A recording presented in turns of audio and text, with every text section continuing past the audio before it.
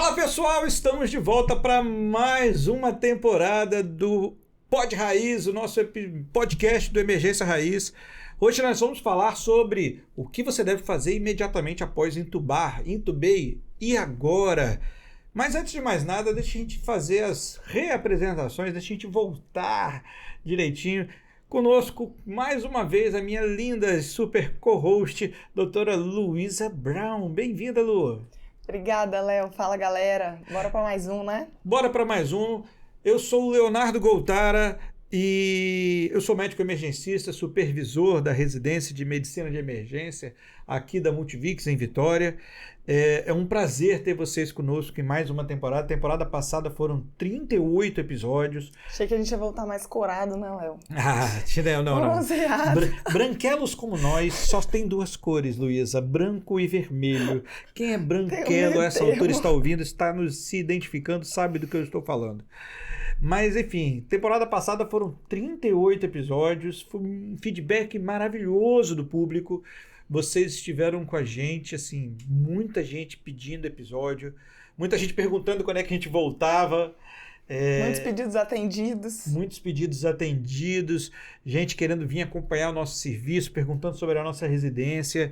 Então, esse objetivo de levar uma educação médica, um bate-papo para vocês é uma honra, é um prazer, é uma felicidade assim inigualável. E queria dizer que nossos projetos estão todos de pé, continuam. Esse ano a gente volta com Emergências do Zero, repaginado, nova plataforma, novas aulas, novo metodologia, novo tudo. A gente vai ter... Doutora Luísa Brown estará incorporada com a gente, novos professores... nos próximos capítulos. Novos professores lá dentro do Emergências do Zero, além das minhas aulas e das aulas dos professores que já estão lá. A gente vai ter novos cursos lá na nossa plataforma do Emergência Raiz, algumas surpresas que nós estamos preparando para vocês, coisas voltadas para problemas mais específicos, além do nosso curso geral, do EDZ. O nosso curso de ventilação mecânica continua, o AVM do Zero. O podcast, se Deus quiser, nossa meta agora é fazer pelo menos os mesmos 38 episódios da temporada passada. Amém. E, se possível, chegar mais perto de 50, mais perto de um episódio semanal. Luísa chegando para o R3. Ai, momento mais esperado, gente.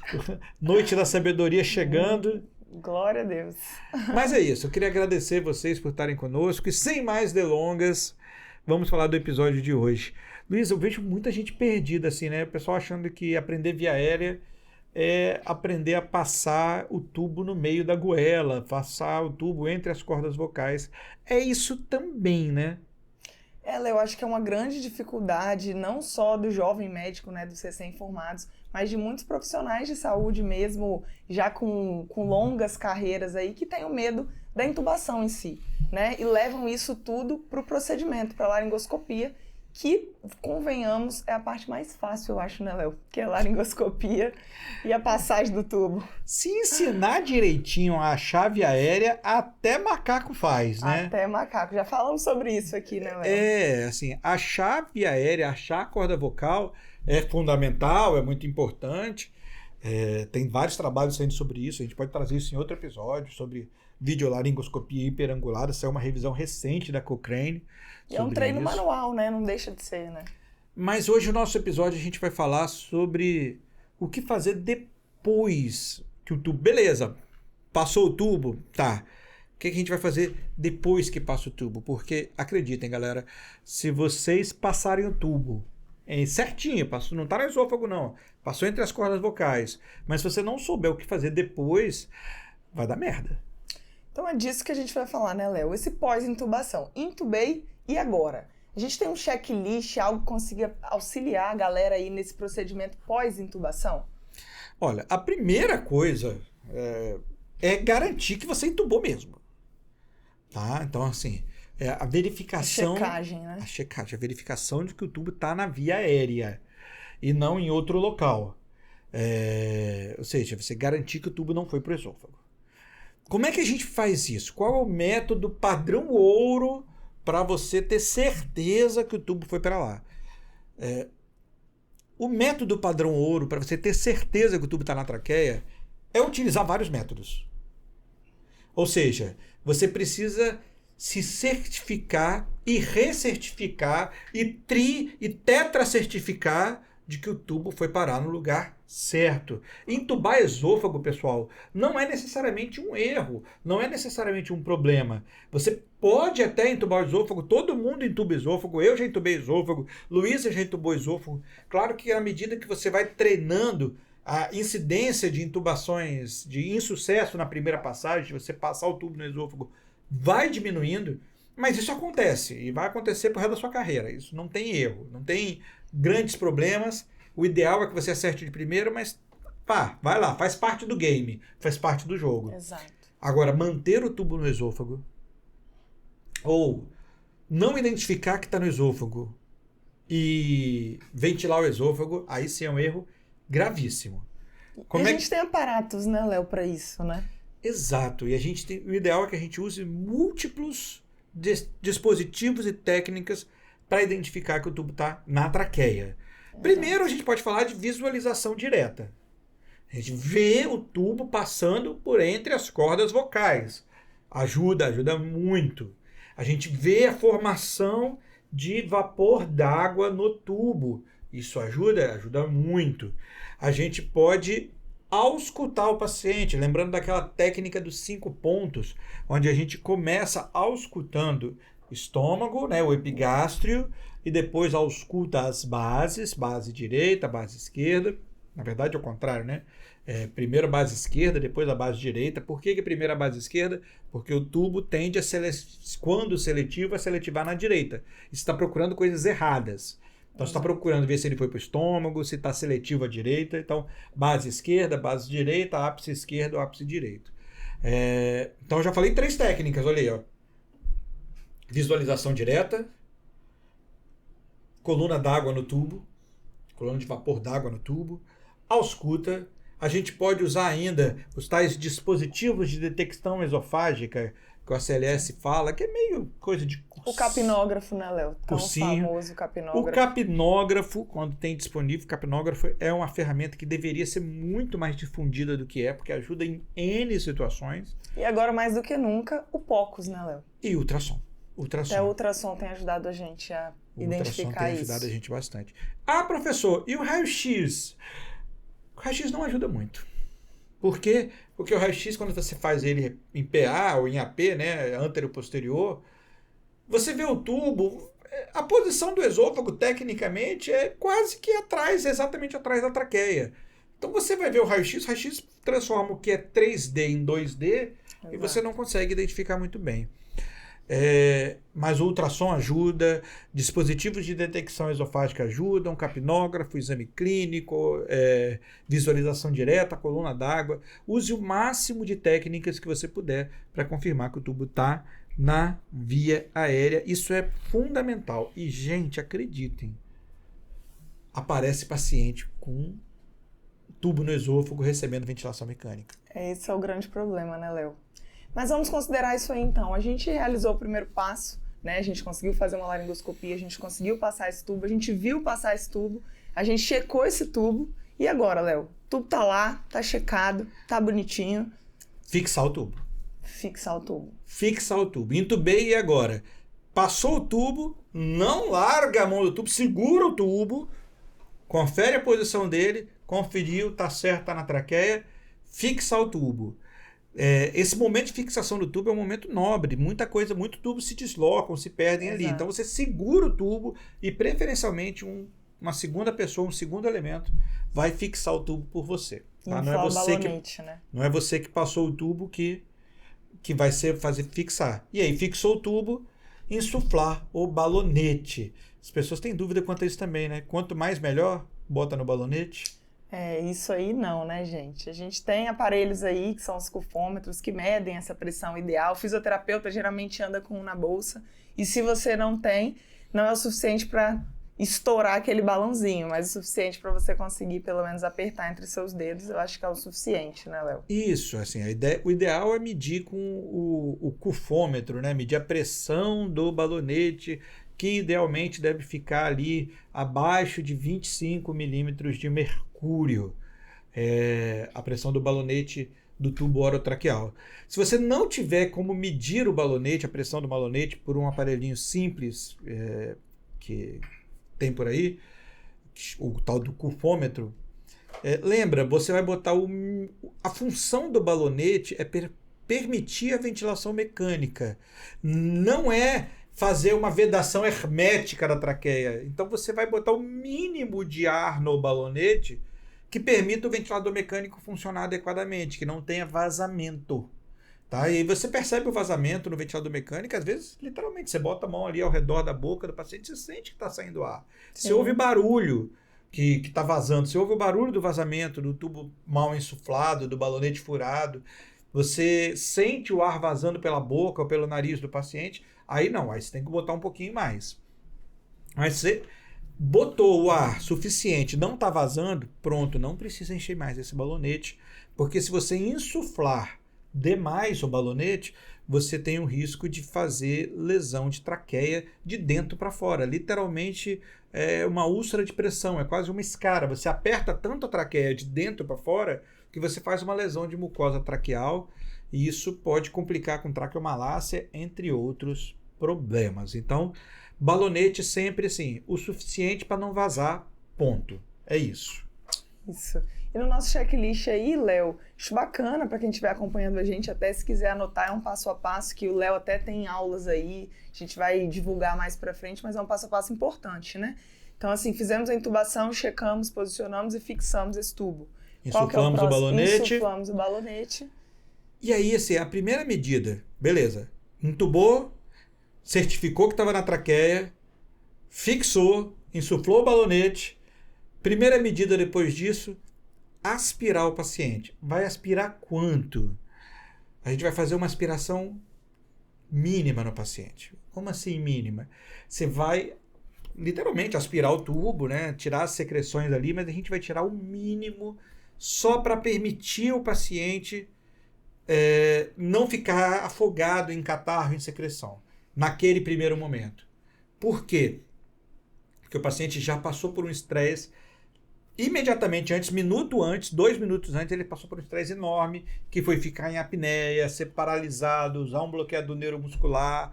Ele provavelmente deu uma dessaturadinha, é possível que ele tenha dado uma dessaturada no meio do caminho, então a gente quer só fazer o mínimo para poder conectar ele no ventilador. Aí você conecta ele, aspira o mínimo, conecta ele e depois você conecta ele, deixa uns 5, 10 minutinhos lá, e aí você volta para fazer uma segunda aspiração com mais calma. Não queira fazer uma higiene brônquica total e absoluta nessa primeira aspirada, porque o paciente já está instável ali, ele está tossindo, pode ser que ele reaja. Você quer oxigenar, a prioridade é oxigenar o paciente, não é aspirar. Então a gente aspira o mínimo, oxigena bem o paciente, e aí depois sim, a gente parte para conectar ele no ventilador, e aí num segundo momento, pode ser 10 minutos depois, 5 minutos depois, que ele der uma estabilizada, aí você aspira direito, digamos assim, faz uma aspiração mais caprichada. É até importante você falou isso, Léo, mas a gente está sempre em mente, né, o motivo que levou a gente a ter entubado esse paciente. Acho que é esse o principal guia que vai conduzir a gente nesse checklist, né? Uhum. Se eu entubei esse paciente, seja para uma insuficiência respiratória, seja para uma hipóxica ou hipercápnica, ou seja para um rebaixamento do nível de consciência, são coisas que mudam nossa visão em relação a esse checklist. Intubou, garantiu que está na traqueia, garantiu que não está seletivo, fixou, insuflou balonete. Insuflou balonete, deu uma aspirada mínima, conectar no ventilador. Esse é o próximo passo. Conectar no ventilador para poder ele, né? Você entubou para isso, né? Você entubou para ventilar. Então você vai conectar no ventilador para que recuperar uma oxigenação, etc e tal. E aí vem os parâmetros básicos iniciais, Lu. Exatamente. E aí ninguém melhor para falar disso do que você, né, Léo? Nosso chefe do AVM do Zero aí. Para quem não acompanha esse curso, acompanhe, gente, porque faz toda a diferença. Existe receita de bolo, Léo? Cara, pior que existe, assim, Esse ventilador claro, aí. Toda receita de bolo tem um ajuste aqui, um ajuste a colar, Pode variar alguma coisa de paciente para paciente, mas para a enorme maioria dos pacientes, com exceções, mas para a enorme maioria, a gente vai começar com fração inspirada de oxigênio de 100%, a gente vai colocar um PIP pequeno, 5, 6, 7, 8, a maioria dos pacientes não precisa iniciar com PIP acima de 8. E geralmente você começa um PCV ou um VCV, Léo? Tanto faz. Tanto faz, né? Tanto faz. Não há superioridade de um método sobre o outro, desde que você use os parâmetros adequados. Se você escolher o PCV, fração inspirada, PCV com P de pato, de pressão, fração inspirada de 100%, um PIP em torno de 5 a 8, um volume corrente de 6 a 8 ml por peso ideal. Se você não sabe peso ideal, tem várias calculadoras médicas, tem a CalcMedic, que é a nossa patrocinadora, que calcula para você, é super fácil de calcular. No Google tem. Então, volume corrente de 6 a 8 por peso ideal. A gente procura um driving pressure no máximo 15, uma sensibilidade em torno de 2 e pronto, vai ficando por aí. Se você escolheu tempo INS ali, né? Um tempo INS. Lembrei, esqueci do tempo INS. Um tempo INS em torno de 1 segundo, 1,2 segundos, está ótimo. Frequência respiratória 12, 14, 16. Perfeito. Não tem muito segredo. Se você escolher o volume controlado, mesma coisa. Fração inspirada de 100%, um PIP de 5 a 8, um volume de 6 a 8 ml por quilo. Aí você não vai calcular o tempo INS, né? Em volume, geralmente a gente vai colocar o fluxo inspiratório. Você pode colocar em torno de 50 a 60 litros por minuto, que vai ser um bom fluxo para a maioria dos pacientes. A mesma sensibilidade, 2, e a mesma frequência respiratória, 14, 16, é um bom parâmetro para você começar. Não quer dizer que daqui a meia hora você vai manter esses parâmetros, mas para você começar naquele momento que você acabou de intubar, essa é uma receita de bolo que funciona para a enorme maioria dos pacientes. E lembrar que esse pré, né, Léo, a gente já está na parte do intubei agora, mas lembrar que esse talvez seria o item que entraria antes da intubação, mas é a monitorização do paciente, né? Sim. Paciente monitorizado aí do início ao fim, a gente está considerando isso, né? Sem dúvida.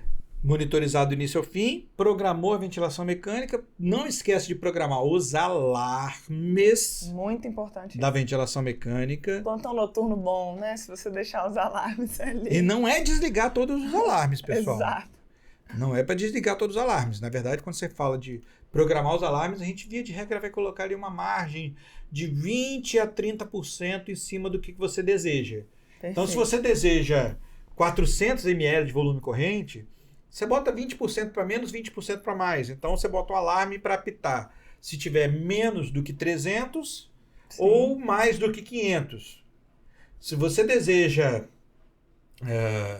um PIP de 8, você bota o alarme para apitar menos do que 5 e mais do que 12. Você bota ali de 20% a 30% para baixo e para cima do alarme. Tá? Programou, monitorizou, programou os alarmes. Aí, lembrar daquelas medidas que já estamos nos encaminhando para a parte em que baixa a poeira. Que Exato. É pedir os exames. E aí eu acho que os principais que a gente tem, né, Léo? Um raio-x de tórax esse paciente vai ganhar. Obrigatório. Obrigatório. E aí eu não falo nem só para checagem de tubo, porque a gente já fez isso por vários outros métodos. Mas para a gente avaliar se não teve um pneumotórax nesse procedimento, se os pulmões estão expandidos ali, né? Como é que está a situação daquele tórax. Então, raio-x é imprescindível. E gasometria. Famosa gasometria, para a gente acompanhar e aí fazer os ajustes da ventilação conforme o resultado dessa primeira gaso, né? E aí acaba que a gente coleta mais exames nisso, porque o paciente foi entubado por algum motivo. E a gente acaba coletando hemograma e outras coisas. Exato. Mas sem o raio-x, o raio-x substitui o ultrassom substitui o raio-x, faz os dois, porra, não para de brincadeira, faz os dois, para de show. Se você tem só raio-x, faz só raio-x. Se você tem ultrassom, faz ultrassom e raio-x também, uma coisa não substitui a outra. Raio-x e gasometria são obrigatórios, e aí para terminar a gente vai religar a sedação, porque esse paciente que acabou de ser entubado, tem trabalhos que mostram que uma porcentagem não insignificante dos pacientes, eles começam a despertar naquele momento ali. E às vezes eles começam a despertar antes do bloqueador neuromuscular passar o efeito. Então, aquele desesperador, né? Desesperador, porque ele acorda mas não consegue se mexer. Então, vale a pena manter uma sedação no pós para esses pacientes, tá? É uma sedação leve. Isso estou falando dessa primeira meia hora, tá, pessoal? Eventualmente, passou essa primeira meia hora, etc e tal, agora eu quero avaliar o nível de consciência, porque eu intubei para proteger via aérea. Aí beleza, aí daqui a meia hora, 1 hora, 40 minutos, você desliga a sedação em V. Mas nesses primeiros minutos, vale a pena, nessa primeira hora, manter o paciente sedado. Perfeito. Então vamos lá, Léo. Intubei agora. Faz o passo a passo aí. Vamos lá, vamos recomendar, hein? Garantir que foi para a traqueia e não foi para o esôfago. Fixar o tubo. Insuflar o balonete. Perfeito. Aspirar o paciente. Conectar no ventilador. Programar o ventilador. Programar os alarmes. Pedir os exames e garantir a sedação nesse primeiro momento. É isso que tem que ser feito quando você termina de intubar o paciente. Não pode deixar passar. Acho que essa é a mensagem final, né, Léo? É isso Para aí. quem nos acompanha aí, mais dúvidas, óbvio que é um assunto extenso, né? A gente tem como destrinchar cada item aqui, mas acho que Intubei agora resume bem o que a gente queria falar nesse podcast, né? É isso, galera. Obrigado pela participação. Eu vejo vocês no próximo episódio. Valeu. Para mais informações, segue o @ lá. @emergência raiz, @doutora Luísa Brown. Tamo junto, gente. Beijo pra Até. vocês. Tchau.